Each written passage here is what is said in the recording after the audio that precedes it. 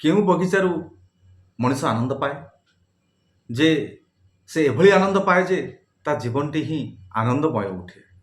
ତେଣୁ ବଗିଚା ନିଜକୁ ନିଜେ ମଣିଷ ତିଆରି କରେ ତାର ନିଜର ଆନନ୍ଦ ପାଇଁ ଏବଂ ଜଗତକୁ ଆନନ୍ଦ ଦେବା ପାଇଁ।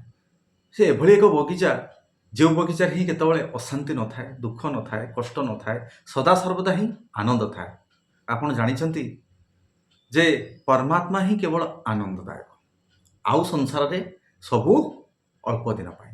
କିନ୍ତୁ ଏଭଳି ବଗିଚା ଆପଣ ତିଆରି କରନ୍ତୁ, ଏଭଳି ବଗିଚାରେ ଆପଣ ସଦାସର୍ବଦା ବୁଲିବା ପାଇଁ ଚିନ୍ତା କରନ୍ତୁ, ଯାହାକି ହିଁ କେବଳ ଜୀବନ ବ୍ୟାପୀ ଆପଣ ଆନନ୍ଦ ପାଇବେ, କେତେବେଳେ ହିଁ ଆପଣ ନିରାନନ୍ଦ ପାଇବେ ନାହିଁ। ତାହେଲେ କେଉଁ ବଗିଚା? ଆପଣ ଜାଣିଛନ୍ତି ସାଧାରଣତଃ ବଗିଚା କହିଲେ ବିଭିନ୍ନ ପ୍ରକାର ଫୁଲ ଫଳରେ ଭରପୁର ହୋଇଥାଏ।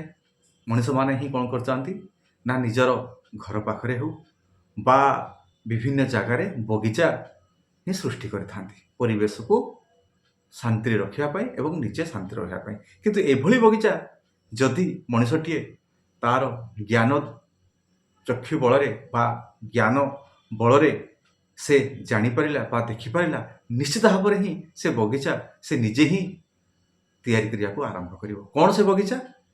ନା ଧର୍ମର ବଗିଚା। ଧର୍ମର ବଗିଚା ଯଦି ମଣିଷ ତାର ଜୀବନ କାଳ ଆରମ୍ଭ କରିଦେଇଥାଏ ସେ ରହିବା ସେଇ ବଗିଚାରେ, ତାହେଲେ ହିଁ ତା ଜୀବନ ମଧୁମୟ ହୋଇଥାଏ, ଆନନ୍ଦ ହୋଇଥାଏ। କ'ଣ ସେ ଧର୍ମର ବଗିଚାରେ ଥାଏ?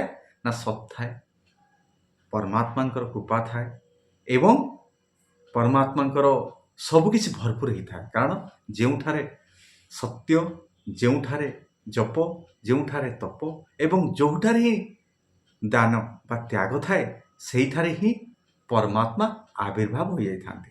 ତେଣୁ ଯଦି ସେ ବଗିଚାରେ ସତ୍ୟର ଗଛ ଲଗେଇଥିବ, ଜପର ଗଛ ଲଗେଇଥିବ, ତପର ଗଛ ଲଗେଇଥିବ, ତ୍ୟାଗର ଗଛ ଲଗେଇଥିବ, ଦାନର ଗଛ ଲଗେଇଥିବ, ସେ ବଗିଚାରେ କେବଳ ଆନନ୍ଦ ହିଁ ସୃଷ୍ଟି ହେବ, ତାହାର ତିଳେ ମାତ୍ର ସନ୍ଦେହ ନାହିଁ। ତେଣୁ ବଗିଚାକୁ ହିଁ ଆପଣ ଧର୍ମର ବଗିଚାରେ ହିଁ ତିଆରି କରନ୍ତୁ ଏବଂ ସେଇ ବଗିଚାରେ ଆପଣ ବୁଲନ୍ତୁ, ଦେଖିବେ ସଦାସର୍ବଦା ହିଁ ଆନନ୍ଦରେ ହିଁ ଆପଣ ରହିବେ। ତାହାର କେବଳ ଆନନ୍ଦ ହିଁ ଆନନ୍ଦ ଏବଂ ସେଠାରେ କେବଳ ପରମାତ୍ମାଙ୍କର ଆନନ୍ଦର କୃପା ହେଠି ଥାଏ ଏବଂ ସେଇ ଆନନ୍ଦ ପାଇକି ହିଁ ସେଇ ଯେଉଁ ଧର୍ମର ବଗିଚାରେ ଯେଉଁ ମଣିଷଟି ଥାଏ ସେ ସଦାସର୍ବଦା ଆନନ୍ଦରେ ହିଁ ରହେ। ତେଣୁ ଆପଣ ଜାଣିଲେ ଧର୍ମର ବଗିଚାରେ ଯଦି ଆପଣ ପ୍ରତ୍ୟେକ ଦିନ ରହିବେ ବା ଧର୍ମର ବଗିଚା ସୃଷ୍ଟି କରି ତାହାର ଆନନ୍ଦ ନେବେ, ଜୀବନ ସାରା ହିଁ ଆପଣ ଆନନ୍ଦ ପାଇବେ।